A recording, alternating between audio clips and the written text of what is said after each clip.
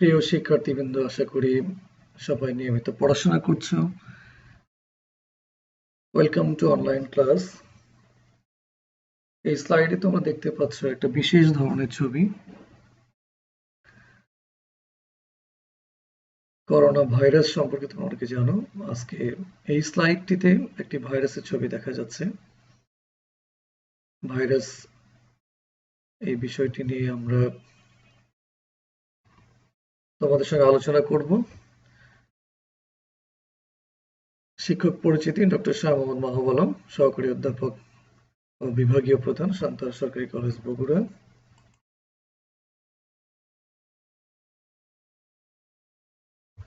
BSc pass course, degree প্রথম বর্ষের, উদ্ভিদ বিজ্ঞান প্রথম পত্র, paper code 113001, paper title microbiology, phycology, mycology, তৃতীয় অধ্যায়। আজকের আলোচ্য বিষয় হচ্ছে ভাইরাস।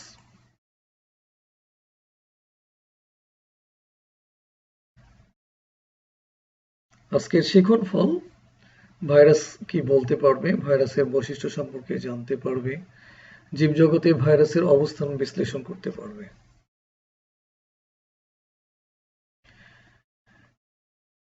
হ্যাঁ, তোমরা যারা বিএসসিতে আছো, তোমরা ইতিমধ্যেই এসএসসি এবং এইচএসসিতে ভাইরাস সম্পর্কে ধারণা পেয়েছো। আজকে আমি সেই আলোকেই এবং বিএসসি পাস কোর্সের যে অংশটুকু সিলেবাসের, সেই অংশটুকু থেকে তোমাদের ভাইরাস সম্পর্কে ধারণা দেওয়ার চেষ্টা করব। আশা করি তোমরা শুনতে থাকবা। তো শুরু করি। ভাইরাস অকোষীয়, অতি আণুবীক্ষণিক, ব্যাকটেরিয়ার চেয়ে কমপক্ষে 20 থেকে 100 ভাগ ক্ষুদ্র এবং তার আয়তন হচ্ছে 20 থেকে 300 ন্যানোমিটার আকৃতি বিশিষ্ট। ভাইরাস ল্যাটিন শব্দ, যার অর্থ বিষ। কৃত্রিম মাধ্যমে ভাইরাস বংশবৃদ্ধি করতে পারে না। এরা কেবল প্রাণী বা উদ্ভিদ কোষের মধ্যে অথবা অণুজীবের মধ্যেই সফলভাবে বংশবৃদ্ধি করতে পারে। সুতরাং ভাইরাস গোষ্ঠী বাধ্যতামূলক অন্তঃকোষীয় পরজীবী। বাধ্যতামূলক, এই শব্দটি তোমাদের বুঝতে হবে যে এটিকে বলা হয় অব্লিগেটিভ অন্তঃকোষীয় ইন্ট্রাসেলুলার প্যারাসাইট। বাধ্যতামূলক অর্থাৎ অবশ্যম্ভাবীভাবে তারা পরজীবী প্যারাসাইট, অর্থাৎ জীবদেহ ছাড়া তারা বাঁচতে পারে না এবং তারা হচ্ছে অন্তঃকোষীয়, কোষের মধ্যেই থাকবে, জীবকোষের মধ্যেই তারা অবস্থান করবে। এখানে বলা হচ্ছে কেবল প্রাণী বা উদ্ভিদ কোষের মধ্যে অথবা অণুজীবের মধ্যেও সফলভাবে বংশবৃদ্ধি করতে পারে। এর অর্থ হচ্ছে জীবদেহ ছাড়া তারা জীবদেহের বাইরে নিষ্ক্রিয় অবস্থায় থাকে। দেখি আমরা পরবর্তী স্লাইডে এ বিষয়ে আলোচনা করব। ভাইরাসের ডেফিনেশন বিভিন্ন জন বিভিন্নভাবে দিয়েছে। আমি কয়েকজনের সংজ্ঞা তোমাদের এখানে দিচ্ছি।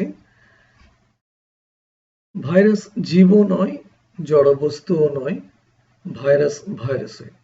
এটি বলেছেন Andrea love.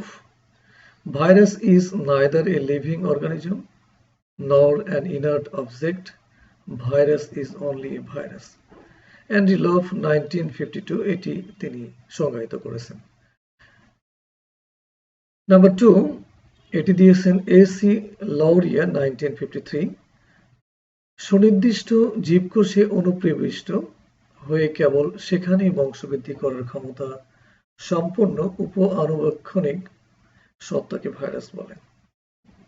A submicroscopic entity capable of being introduced into a living host cell and of self-reproduction in it are known as virus, according to Lauria 1953. Next, Frankel Conrad 1969 তিনি definition দিয়েছেন a crystalline infectious particle made up of one or more DNA, it will be DNA, or RNA covered with specialized protein is named as virus. According to Frankel Conrad 1969, এর বাংলা অর্থ হচ্ছে এক বা একাধিক DNA অথবা RNA দ্বারা গঠিত বিশেষায়িত প্রোটিন আচ্ছাদনে আবৃত স্ফটিকাকার সংক্রামক কণিকার নাম ভাইরাস। তাহলে ডেফিনেটলি যে কোনো এক ধরনের nucleic acid, DNA deoxyribonucleic acid অথবা আরএনএ রাইবোনিউক্লিক অ্যাসিড, যে কোনো একটি জেনেটিক ম্যাটেরিয়াল থাকবে এখানে এবং সেটিকে আবৃত করে রাখবে প্রোটিন আচ্ছাদনে এবং এটার শেপ বলা হচ্ছে ক্রিস্টালাইন, স্ফটিকাকার। ফলে এই ধরনের যে সংক্রামক কণিকা এখানে বলা হচ্ছে ইনফেকশাস পার্টিকেল, সেটি হচ্ছে ভাইরাস। নেক্সট, একটি অকোষীয় অতি আণুবীক্ষণিক সংক্রামক সত্তা যার নিউক্লিক অ্যাসিড, ডিএনএ অথবা আরএনএ এবং কেবল জীবন্ত কোষের সংখ্যা বৃদ্ধি করতে সক্ষম তাকে ভাইরাস বলে। পেলেজার এট অল 1993। শুধুমাত্র ডিএনএ অথবা আরএনএ থাকবে, অ্যাসেলুলার অকোষীয় অতি আণুবীক্ষণিক আল্ট্রা মাইক্রোস্কোপিক সংক্রামক সত্তা যেটি কেবলমাত্র জীবন্ত পোষক কোষের সংখ্যা বৃদ্ধি করতে পারে তাকেই ভাইরাস বলে, অ্যাকর্ডিং টু পেলেজার এট অল 1993। আমরা ভাইরাস সম্পর্কে তার ডেফিনেশন জানলাম। তাহলে ভাইরাস কি আমরা যদি খুব সংক্ষিপ্তভাবে বলতে চাই, অকোষীয় অতি আণুবীক্ষণিক সত্তা যেটি শুধুমাত্র ডিএনএ অথবা আরএনএ দ্বারা গঠিত, বিশেষ ধরনের প্রোটিন দ্বারা আচ্ছাদিত, জীবদেহের মধ্যেই শুধু বংশবিস্তার করতে সক্ষম এবং জীবদেহের বাইরে তারা নিষ্ক্রিয় থাকে, এই ধরনের সংক্রামক কণিকাকে আমরা ভাইরাস বলবো। এখন ভাইরাসের কিছু স্পেসিফিক বৈশিষ্ট্য আমরা দেখব, যে ভাইরাসের মুখ্য বৈশিষ্ট্য, মেজর ক্যারেক্টারিস্টিক্স অফ ভাইরাস। অণুজীববিজ্ঞানীগণের পর্যবেক্ষণ এবং সংজ্ঞা হতে ভাইরাসের নিম্নোক্ত প্রধান বৈশিষ্ট্যাবলী দেখা যায়। ভাইরাস অকোষীয় অতি আণুবীক্ষণিক সংক্রামক সত্তা। ফার্স্ট হচ্ছে অ্যাসেলুলার, সেল নেই, সেল বা সেলীয় যে স্ট্রাকচার সেটি কিন্তু নয়, অ্যাসেলুলার, আলট্রা মাইক্রোস্কোপিক। মাইক্রোস্কোপ যদি আমরা নর্মাল যে দেখি, সিম্পল মাইক্রোস্কোপ থেকে কমপ্লেক্স বা compound microscope, then ultra microscope, that means electron microscope ছাড়া আমরা এই ভাইরাসকে দেখতে পাবো না। সো অতি আণুবীক্ষণিক আলট্রা মাইক্রোস্কোপিক। ভাইরাস ব্যাকটেরিয়া হতে 20 থেকে 100 ভাগের 1 ভাগ। ফলে ভাইরাস ব্যাকটেরিয়া শাকন যন্ত্রের ছিদ্রপথে তলানি হিসেবে নিচে পতিত হয়। ভাইরাস বাধ্যগত পরজীবী, অর্থাৎ তারা বাধ্য হয় পরজীবী হিসেবে। দ্যাট মিনস আমি বলেছিলাম অব্লিগেটিভ প্যারাসাইট। তবে পোষক দেহের বাইরে এরা জড় পদার্থের ন্যায় বা নির্জীব। ভাইরাস পোষক দেহের সংস্পর্শে এরা সজীব এবং বংশবৃদ্ধি করে ও রোগ সৃষ্টি করে। ভাইরাস জিনোমে ডিএনএ অথবা আরএনএ অর্থাৎ যে কোনো এক ধরনের নিউক্লিক অ্যাসিড থাকে, অর্থাৎ ডিএনএ ভাইরাস হতে পারে অথবা আরএনএ ভাইরাস হতে পারে। তোমাদের এটি কনফার্ম হতে হবে। এখন যে ভাইরাসের আক্রমণে আমরা গোটা বিশ্ব আতঙ্কিত এবং প্যান্ডেমিক আকারে ছড়িয়েছে, সেই ভাইরাসটি কোন ধরনের ভাইরাস? করোনা ভাইরাস বা কোভিড-19 আরএনএ ভাইরাস। সো ভাইরাসের মধ্যে যে কোনো একটা জেনেটিক ম্যাটেরিয়াল হয় ডিএনএ অথবা আরএনএ বিদ্যমান।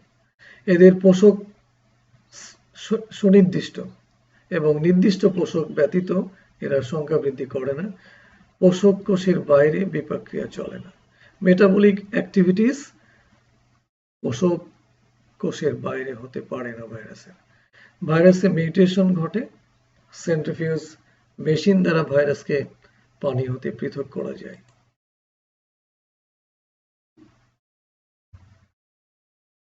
ভাইরাস সংক্রামক রোগ সৃষ্টিকারী সত্তা এবং অতিমাত্রায় ছোঁয়াচে। বলা হচ্ছে যে অতিমাত্রায় ছোঁয়াচে এটিকে আমরা ইনফেকশাস ডিজিজ যতগুলো হয় ছোঁয়াচে রোগ, যেমন ইনফ্লুয়েঞ্জা আমরা খুব কমন বলে থাকি।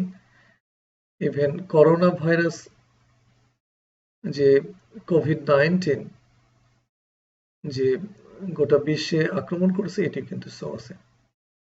তোমরা জানো যে আমাদের স্বাস্থ্যবিধি যে মেনটেন করতে হবে, অর্থাৎ সামাজিক দূরত্ব বজায় রেখে স্বাস্থ্যবিধির মধ্যে আমরা মাস্ক পরবো, হ্যান্ড গ্লোভস পরবো এবং কিছুক্ষণ পর পর সাবান পানিতে হাত ধোবো। তো এইগুলো কাজ করলেই আমরা শুধুমাত্র করোনা থেকে মানে নিজেকে বাঁচাতে পারি এবং এটি এক ধরনের তাহলে অতিমাত্রায় ছোঁয়াচে highly infectious disease of corona, that means COVID-19. ভাইরাসের অভিযোজন ক্ষমতা অনন্য। এরা অতি উচ্চ তাপ এবং নিম্ন তাপ সহনশীল, অ্যাসিড, ক্ষারক ও লবণ হতে নিজেদের রক্ষা করার ক্ষমতা অসাধারণ। ভাইরাসের ওপর অ্যান্টিবায়োটিকের তেমন প্রভাব নেই। ভাইরাসকে রাসায়নিক পদার্থের মতো কেলাসিত করা যায়। তাহলে এই হচ্ছে আমাদের ভাইরাসের মুখ্য বৈশিষ্ট্যগুলি, যেগুলো আমি বললাম। তোমরা মনোযোগ সহকারে এগুলো শুনতেছো আশা করি, এবং সাথে সাথে তোমরা খেয়াল করবা যে কিছু স্পেসিফিক ক্যারেক্টার্স আমি বলেছি যেগুলো ভাইরাসের জন্য খুব মনে রাখতে হবে তোমাদের। হ্যাঁ, এখন আমরা দেখি যে ভাইরাসের অবস্থান, জীবজগতে ভাইরাসের অবস্থান কোন জায়গায়, ভাইরাসকে আমরা আসলে কিভাবে চিহ্নিত করি, ভাইরাস কি, তাহলে আমরা একটু খেয়াল করব যে ভাইরাস জীবদেহের মধ্যে শুধুমাত্র বংশ বিস্তার করে, জীবদেহের বাইরে এরা নির্জীব থাকে। ফলে এটি জীব পদার্থ, জীব না জড়, অর্থাৎ এই দুই ধরনের তাদের মধ্যে যে বৈশিষ্ট্য বিদ্যমান সেটি আমরা দেখব। তাহলে ভাইরাস অকোষীয় বলে অধিকাংশ শ্রেণীবিন্যাসবিদগণ এর কোনো সুনির্দিষ্ট অবস্থান নির্ণয় করেননি। তাহলে ভাইরাসটা অ্যাসেলুলার বলে অধিকাংশ শ্রেণীবিন্যাসবিদগণ এদেরকে সুনির্দিষ্ট কোনো অবস্থান নির্ণয় করেননি। এখানে অবস্থান হবে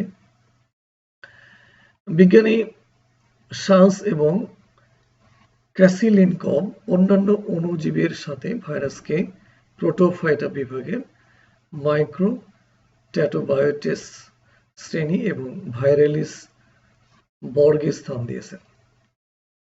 তাহলে দুইজন সায়েন্টিস্ট শান্স এবং ক্র্যাসিলিনকভ তারা অন্যান্য অণুজীবের সাথেই ভাইরাসকে প্রোটোফাইটা বিভাগের মাইক্রোট্যাটোবায়োটস শ্রেণী এবং ভাইরালিস বর্গে তাদেরকে অবস্থান দিয়েছেন। তাহলে এই হচ্ছে জীবজগতে ভাইরাসের অবস্থান, কিন্তু এর বৈশিষ্ট্যগুলো আমরা দেখি যে কিভাবে তারা এই অবস্থানগত দিক থেকে ভাইরাসের জড় বৈশিষ্ট্য এবং জীবীয় বৈশিষ্ট্য উল্লেখ করেছেন। তো ভাইরাসের জড় বৈশিষ্ট্য দেখো, ভাইরাস কণার মতো অকোষীয় বস্তু, অ্যাসেলুলার, এবং এটি কণার মতো। এদের দেহে কোষ ঝিল্লি, সাইটোপ্লাজম, কোষ অঙ্গাণু, এনজাইম, নিউক্লিয়াস ইত্যাদি অনুপস্থিত। অকোষীয় অ্যাসেলুলার, কিন্তু সাথে সাথে কোষ প্রাচীর যেটি আমরা বলে থাকি অথবা কোষ ঝিল্লি সেটি নাই, সাইটোপ্লাজম নাই। সাইটোপ্লাজমকে আমরা জীবনের ভিত্তি বলে থাকি, তোমরা জেনেছো এসএসসি এবং এসএসসিতে। এই সাইটোপ্লাজমও সেখানে নাই। কোষ অঙ্গাণু, সেলুলার অর্গানেলিস যেমন মাইটোকন্ড্রিয়া, গলজি বডি, এই ধরনের অঙ্গাণু কিন্তু নেই। এনজাইম, ইভেন নিউক্লিয়াসও কিন্তু অনুপস্থিত। ফলে এইগুলো হচ্ছে ভাইরাসের জড় বৈশিষ্ট্য। এদের জৈবিক কার্যকলাপ অপর সজীব কোষ ছাড়া ঘটে না। জীবের বৈশিষ্ট্য যেমন বিপাক, বৃদ্ধি, রেচন, শ্বসন, খাদ্য গ্রহণ বা উৎপাদন ক্ষমতা অনুপস্থিত।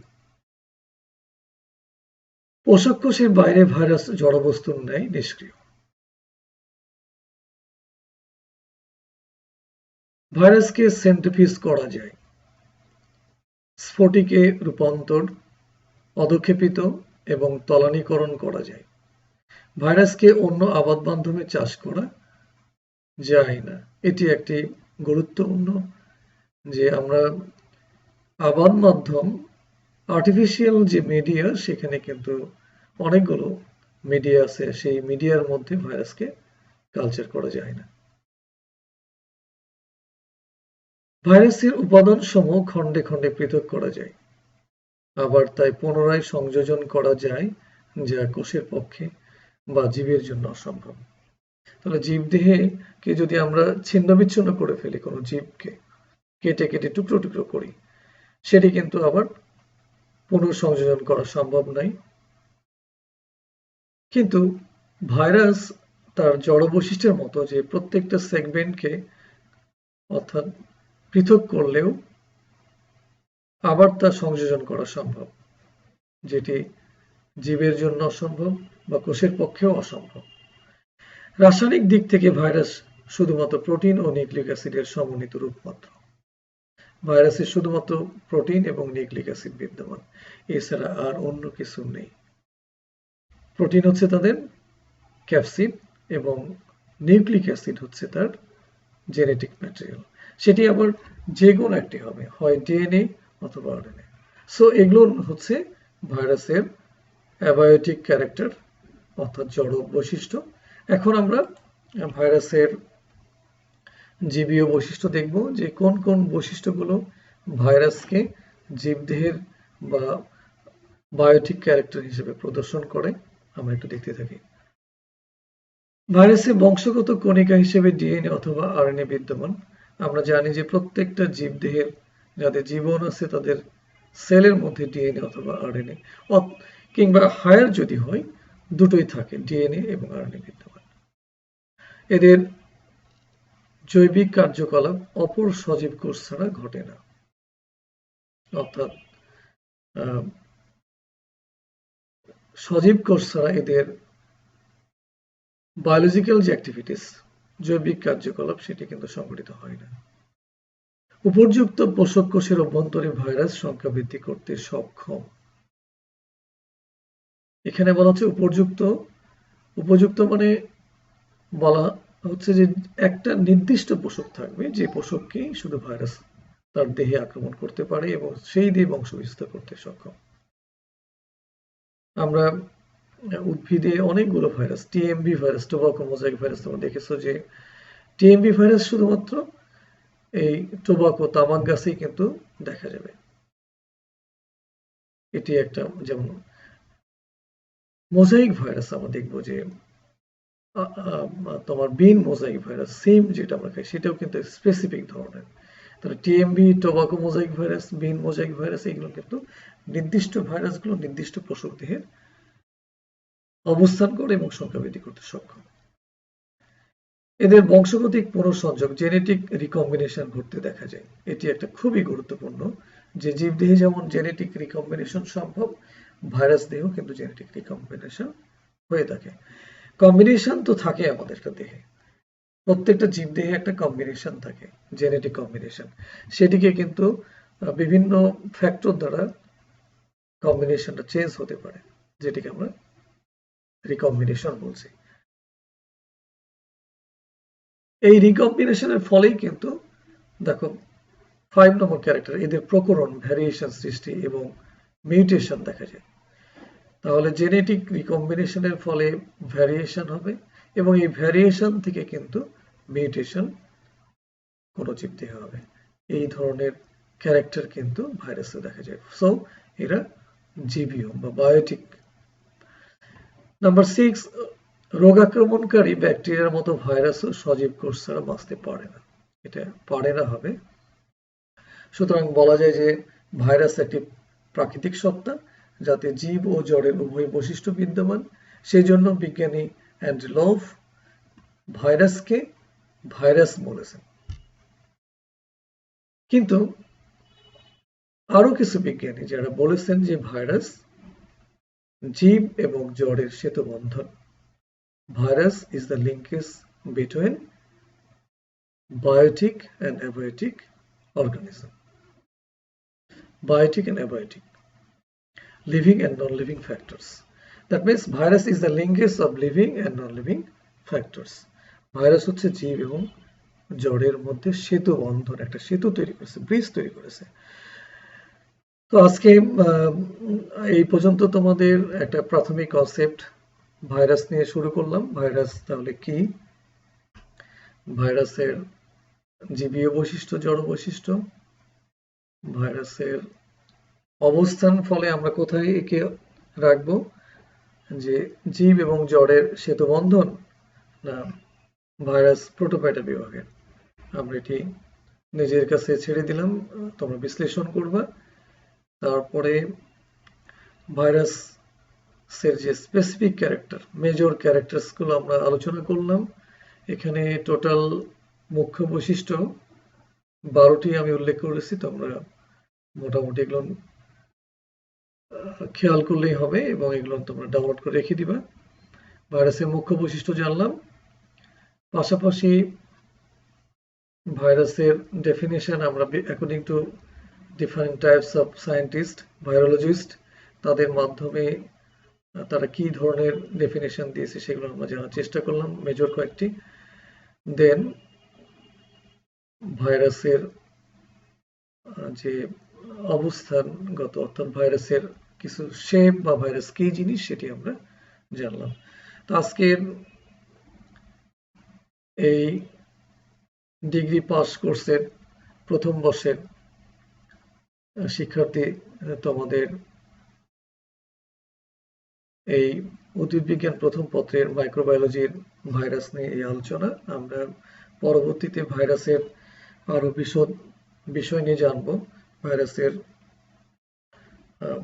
জেনেটিক যে রেপ্লিকেশন সেটা জানবো, ভাইরাস কিভাবে বংশ বিস্তার করে, ভাইরাসের স্ট্রাকচার জানবো, কি ওদের দেহের গঠনগুলো কেমন হয়, এবং পাশাপাশি ওদের দেহটা কিভাবে গঠিত হয়, এবং এই দৈহিক স্ট্রাকচার থেকে তারা কিভাবে অন্য জীব দেহে আক্রমণ করে, আক্রমণ করার টেকনিক এবং সাথে সাথে রিপ্রোডাকশন সেটি আমরা জানবো, এবং সিগনিফিকেন্ট জানবো, ভাইরাসের গুরুত্ব সম্পর্কে আমরা জানবো।